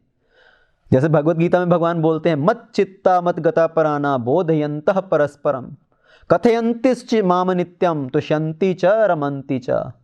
तो साधुओं का क्या भावना रहता है? मत चित्ता मत गता पराना। उनका जो चित्त है, उनका जो चेतना है, वो हमेशा मुझ में लगी रहती है और मेरी कथाओं का श्रवण करते रहते हैं, मेरी कथाओं का आपस में वर्णन करते रहते हैं। तो ये सब साधु महात्मा भगवान की कथाओं का श्रवण करते थे। और एक महीना खत्म होने के बाद जब ये सब साधु महात्मा वापस जा रहे थे तो वहाँ पर एक और बड़े महान संत आए थे, यज्ञवल्क ऋषि जी। तो सब महात्मा चले गए। जब यज्ञवल्क ऋषि जी जाने लगे तो भरद्वाज ऋषि जी ने उनके चरण पकड़ लिए कि आप मेरी एक प्रार्थना सुनिए, मेरे हृदय में एक संशय है, बड़ा भारी संशय है, मैं चाहता हूं कि आप मेरे उस संशय का निवारण कीजिए। मैं आपसे उस संशय के बारे में पूछना चाहता हूं, पर मुझे भय भी लग रहा है। भय किस बात का लग रहा है? कि आपको ये ना लगे कि भरद्वाज जी इतने बड़े संत हैं और उनको इतना सा ये छोटा सा संशय है अभी तक उनके हृदय में। तो मुझे भय भी लग रहा है, पर साथ में मुझे इस बात का भी भान हो रहा है कि सब शास्त्रों का जो शिक्षा है वो ये है कि साधुजनों से, गुरुजनों से हमें अपने मन की बात नहीं छुपानी चाहिए, हमें उनसे कुछ सीक्रेट नहीं रखना चाहिए। अगर हम साधुजनों से, गुरुजनों से संशय अपने छुपाकर रखते हैं तो हमारा बड़ा ही अहित होता है, क्योंकि जो ये संशय हैं ये धीरे धीरे बढ़ते जाते हैं। ये राक्षस रूपी हैं संशय, जो हमारी भगवान के प्रति आसक्ति, भगवान के प्रति भक्ति को नष्ट करते हैं। इसलिए अपने संशय का हमेशा निवारण करना चाहिए। जो हमारे हृदय में प्रश्न आते हैं उनका प्रश्नों को हमेशा पूछना चाहिए और उनको दूर करना चाहिए। तो मेरे हृदय में एक बड़ा भारी संशय हो रहा है, मैं आपसे उसके बारे में पूछना चाहता हूँ। नाथ एक संशय बड़ मोरे, करगत वेद तत्व सब तोरे। कहत सो मोहि लगत भय लाजा, जो ना कहूँ बड़ होए अकाजा। अगर मैं आपसे नहीं कहता हूँ तो मेरी बड़ी हानि होती है, और मैं कहता हूँ तो मुझे भय भी लग रहा है। पर आप मेरा ये संशय सुनिए और उस संशय का निवारण कीजिए। तो देखिए, ये कथा जो है ये भी एक प्रश्न से शुरू हो रही है। जो वाल्मीकि जी की रामायण शुरू हुई वो भी एक प्रश्न से शुरू हुई। वाल्मीकि जी का प्रश्न था नारद जी से कि इस संसार में क्या कोई ऐसा व्यक्ति है जो सब गुणों से युक्त हो, जिसके अंदर ये सब अच्छे लक्षण हो। और यहां पर भरद्वाज ऋषि जी क्या प्रश्न कर रहे हैं? उनका प्रश्न है कि मैंने सुना है एक राम थे जो अयोध्या के राजा महाराज दशरथ के पुत्र हुए, जो आगे चल के अयोध्या के राजा बने, जिन्होंने अपनी भार्या के दुख में राक्षस रावण का वध किया। तो एक राम तो वो हुए जिनके बारे में मैंने सुना है, और एक राम वो भी हैं जिनका नाम शंकर जी हमेशा जपते रहते हैं। तो मेरा संशय ये है कि क्या शंकर जी जिनका नाम जपते हैं हमेशा, क्या ये वही राम है जो अयोध्या के राजा हुए, जो महाराज दशरथ के पुत्र हुए? तो आप मेरे इस संशय का निवारण कीजिए। तो भरद्वाज जी का प्रश्न था कि क्या राम ही भगवान है जिनका शिवजी हमेशा नाम जप करते हैं? तो उनका प्रश्न था भगवान राम के बारे में सीधा, कि क्या भगवान राम भगवान हैं? और ये बालकांड से प्रश्न शुरू होता है और उत्तरकांड जाते जाते सब प्रश्नों का उत्तर मिल जाता है। तो सब रामायण ऐसे ही प्रारंभ होती हैं, बालकांड में एक प्रश्न से शुरू हुए और उत्तरकांड जाते जाते सब प्रश्नों का निवारण। तो रामायण ऐसा ही ग्रंथ है, ऐसी ही राम की कथा है कि हमारे जीवन में जितने भी संशय हैं, हमारे जीवन में जितने भी प्रश्न हैं, उन सब प्रश्नों का संशय का निवारण करती है। हमारे जीवन में जितने भी समस्याएं हैं, जितने भी दुख हैं, कलह हैं, राम कथा उन सब कलह को खत्म करती है। तो भरद्वाज जी ने पूछा कि ये दोनों राम क्या एक ही हैं? तो आजकल भी सबके मन में यही प्रश्न उठता है।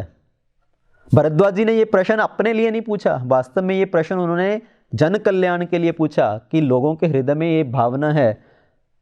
आजकल लोग सब राम राज्य चाहते हैं, पर राम के बिना। किसी को राम में विश्वास नहीं है, पर राम राज्य चाहिए। बिना राम के कैसा राम राज्य? आजकल के जो नेता हैं वो बात करते हैं कि हम राम राज्य लेके आएंगे, आप हमें एक बार अपना मंत्री चुनो और हम राम राज्य लेके आएंगे, पर राम के अंदर उन्हें कोई विश्वास नहीं, कोई श्रद्धा नहीं है। तो लोगों के हृदय में ये भावना खत्म करने के लिए, लोगों के प्रश्न को हल करने के लिए भरद्वाज जी ने ये प्रश्न किया, हमारे कल्याण के लिए ये प्रश्न किया। वो एक निमित्त बने। जैसे परीक्षित जी निमित्त बने पूरी भागवत की कथा के लिए, पार्वती जी निमित्त बनी शंकर जी को ये राम कथा कहने के लिए, वैसे ही भरद्वाज जी निमित्त बन रहे हैं यज्ञवल्क ऋषि से भगवान राम की कथा सुनने के लिए, ताकि लोगों का कल्याण हो सके।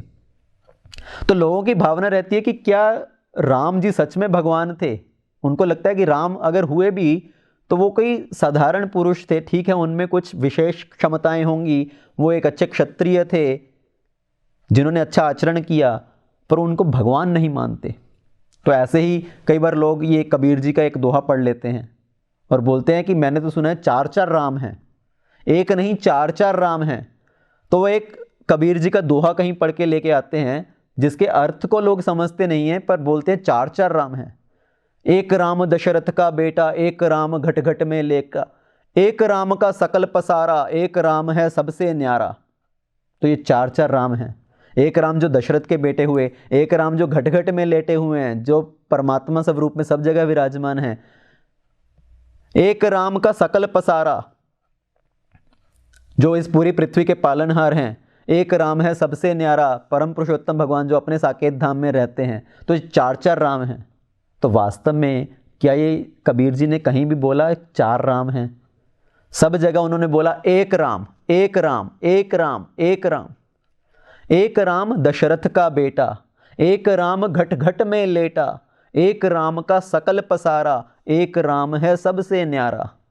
कहीं भी उन्होंने बोला एक राम, दूसरा राम, तीसरा राम, चौथा राम। एक ही राम है जो दशरथ जी के पुत्र बनकर आए, वही राम है जो घट घट में सबके हृदय में कण कण में परमात्मा रूप में विराजमान है। वही राम है जो पूरे सृष्टि के पालनहार हैं। वही राम है जो पूर्ण पुरुषोत्तम भगवान के रूप में अपने साकेत धाम में विराजमान हैं। तो भगवान अलग अलग अवसर पर, अलग अलग समय पर इस धरती के ऊपर अवतार ग्रहण करते हैं। और भगवान के अवतार ग्रहण करने के कारण क्या हैं? जब जब होए धर्म की हानि, भड़े अधम असुर अभिमानी, तब तब प्रभु धरि विविध शरीरा, हरहि कृपा निधि सज्जन पीड़ा। जब जब होए धर्म की हानि, जैसे भगवान कृष्ण भी भगवत गीता में बोलते हैं, यदा यदा ही धर्मस्य ग्लानिर्भवति भारत। जब जब धर्म की हानि होती है, अधर्म का बढ़ता है अधर्म, तो मैं असुरों का विनाश करने के लिए, सज्जनों की रक्षा करने के लिए, धर्म की स्थापना करने के लिए हर युग में प्रकट होता हूँ। तो भगवान अलग अलग रूप में आते हैं। कभी भगवान राम जी के रूप में अवतार ग्रहण करते हैं, कभी पूर्ण पुरुषोत्तम भगवान श्री कृष्ण स्वयं अपने स्वरूप में इस धरा पर आते हैं। इसलिए भक्त का क्या भाव रहता है?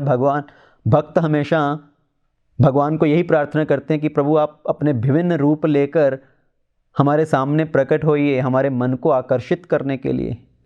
कभी राम बन के, कभी श्याम बन के, चले आना प्रभु जी चले आना। कभी राम बन के, कभी श्याम बन के, चले आना प्रभु जी चले आना। तुम राम रूप में आना, तुम राम रूप में आना। सीता साथ लेके, धनुष हाथ लेके, चले आना प्रभु जी चले आना। तुम श्याम रूप में आना, तुम श्याम रूप में आना। राधा साथ लेके, मुरली हाथ लेके, चले आना प्रभु जी चले आना। कभी राम बन के, कभी श्याम बन के, चले आना प्रभु जी चले आना। तो भक्त का ये भाव रहता है कि भगवान अपने अलग अलग रूपों में हमारे सामने प्रकट रहे, हम भगवान की लीला को श्रवण करते रहें। भगवान की लीला को हम देखते हैं श्रवण के माध्यम से। जब हम श्रवण करते हैं तो हमें साक्षात भगवान की लीला का दर्शन करना चाहिए, उस भाव में उस कथा को सुनना चाहिए। तो भरद्वाज ऋषि जी का प्रश्न था कि आप मुझे राम जी के बारे में बताइए, उनकी कथा का श्रवण कराइए, ताकि मेरा जो संशय है वो दूर हो सके। और बड़े ही विनम्र भाव से उन्होंने यज्ञवल्क ऋषि जी के सामने समर्पण किया। तो ये एक जो गुण है ये हमें सीखना चाहिए कि जब हम गुरुजनों के पास जाते हैं, संत जनों के पास जाते हैं, तो बड़े विनम्रता पूर्वक जाना चाहिए। जैसे सनातन गोस्वामी इतने बुद्धिमान थे, इतने ज्ञानी थे, विद्वान थे, जब वो चैतन्य महाप्रभु जी के पास गए तो उनके चरणों में गिर गए, अपने दांतों में तिनका दबाकर उनके चरणों में गिर गए कि मैं बड़ा पतित हूँ, आप मुझे ज्ञान प्रदान कीजिए, आप मुझे ये बताइए कि ये संसार क्या है, इस संसार से मेरा संबंध क्या है, इस संसार में जो इतने ताप हैं, तीन तरह के जो ताप हैं, आदि भौतिक क्लेश, आदि आध्यात्मिक क्लेश, आदि दैविक क्लेश, ये सब क्लेश क्यों होते हैं? तो बड़े ही विनम्र भाव से हमें गुरुजनों की शरण ग्रहण करनी चाहिए और उनसे अपने संशयों का निवारण करना चाहिए। तो भरद्वाज ऋषि जी भी वही सिखा रहे हैं। उन्होंने यज्ञवल्क्य ऋषि जी के चरणों में उनके पैर पकड़ लिए कि आप मेरा ये संशय दूर कीजिए। और यज्ञवल्क्य ऋषि जी ने कहा कि मैं आपको वही कथा सुनाऊंगा जो शिवजी ने पार्वती जी को सुनाई थी। और ये कथा का वर्णन कहाँ पर आता है? शिव पुराण में। और वही कथा का वर्णन तुलसीदास जी ने अपनी रामचरितमानस में भी किया। तो हम शिव पुराण के आधार पर इस कथा का थोड़ा सा श्रवण करेंगे कि इसका महत्व क्या है। तो कथा शुरू हो रही थी भगवान राम के बारे में, पर यज्ञवल्क्य ऋषि जी ने शिवजी की कथा प्रारंभ की। ऐसा क्यों? क्योंकि भगवान राम की कथा सुनने से पहले हमें शिवजी के माध्यम से उसमें प्रवेश करना चाहिए। राम दुआरे तुम रखवारे, होत न आज्ञा बिन पैसारे। तो हनुमान जी राम जी के द्वार के रक्षक हैं। और हनुमान जी कौन है? हनुमान जी शंकर जी के ही अवतार हैं, शंकर जी का ही अंश हैं। तो हनुमान जी में और शंकर जी में कोई भेद नहीं है। तो शिव जी भी भगवान के परम भक्त हैं। हमेशा जो राम के नाम का जप करते रहते हैं, हमेशा राम जी की कथा वांचते रहते हैं। तो शिव जी की कथा का श्रवण राम जी की कथा से पहले आ रहा है। उसका एक और महत्व क्या है कि राम जी अगर मंदिर के गर्भगृह की मूर्ति हैं तो शिव जी उस मंदिर का प्रवेश द्वार हैं। कि भगवान राम मंदिर में स्थापित हैं, गर्भगृह में, और शिव जी क्या हैं? उस मंदिर का प्रवेश द्वार। तो राम जी तक पहुंचने के लिए हमें उस प्रवेश द्वार से गुजरना पड़ेगा। और वैसे ही जैसे हम बोलते हैं कि इस भौतिक जगत से जब हम आध्यात्मिक जगत में जाते हैं, वैकुंठ जगत में, तो सबसे पहले इस भौतिक जगत को पार करने के बाद जो विरजा नदी है उसको पार करने के बाद पहला स्थान क्या आता है? कैलाश धाम, जहाँ पर सदाशिव का निवास है। तो जब कोई भी व्यक्ति इस भौतिक जगत के बंधन से छूटकर आध्यात्मिक जगत को जाता है, वैकुंठ धाम को जाता है, तो पहले उसे शंकर जी के कैलाश धाम से गुजरना पड़ता है, सदाशिव जी के कैलाश धाम से गुजरना पड़ता है। उनकी परमिशन के बिना व्यक्ति आगे गोलोक धाम, वैकुंठ धाम, साकेत धाम को नहीं जा सकता। तो उनका पास के ऊपर परमिशन स्लिप चाहिए। तो इसलिए राम जी की कथा से पहले भरद्वाज जी ने शिव जी की कथा प्रारंभ कर दी। और इसका एक बहुत बड़ा महत्व भी है, क्योंकि राम जी की कथा सुनने के लिए पहले हमें अपने मन से ये संशय दूर कर देना चाहिए कि राम जी कौन हैं? वो कोई साधारण व्यक्ति हैं कि परम भगवान हैं? क्योंकि सती को भी वही संदेह हुआ और भरद्वाज जी अभी वही कथा बोलने जा रहे हैं। तो आने वाले दिवसों में हम इस कथा का विस्तार से श्रवण करेंगे कि भगवान की ये कथा क्या है। भगवान की कथा का श्रवण क्यों और कैसे करना चाहिए? जैसे मैंने पहले भी बताया कि भगवान की कथा इस भव से पार कराने के लिए हमें भाव प्रदान करती है। ये जो भौतिक जगत है ये एक भव सागर है, ये एक समुद्र के समान है। जैसे समुद्र की लहरें उठती गिरती रहती हैं, वैसे ही हमारे मन के अंदर भी लहरें उठती गिरती रहती हैं। हमारे मन में अलग अलग तरह की भावनाएं आती हैं, कभी सुख की भावना, कभी दुख की भावना। तो जैसे समुद्र की लहरें गिरती हैं चंद्रमा के प्रभाव से, वैसे ही हमारी मन की लहरें भी उठती गिरती रहती हैं इस भवसागर के प्रभाव से। और इस भवसागर से पार जाने के लिए भाव चाहिए। भाव में डूबकर हम इस भवसागर को पार कर सकते हैं, और भाव में डुबाकर इस भव से पार कराना ही राम कथा का मधुर फल है। इसलिए इस राम कथा का बड़े भावपूर्वक श्रवण करते रहिए, भगवान की गुण लीलाओं का श्रवण करते रहिए। श्री रामचंद्र भगवान की जय, सीता राम लक्ष्मण हनुमान की जय, महर्षि वाल्मीकि जी की जय, जगत गुरु श्रील प्रभुपाद जी की जय, अनंत कोटि वैष्णव वृंद की जय। हरे कृष्ण।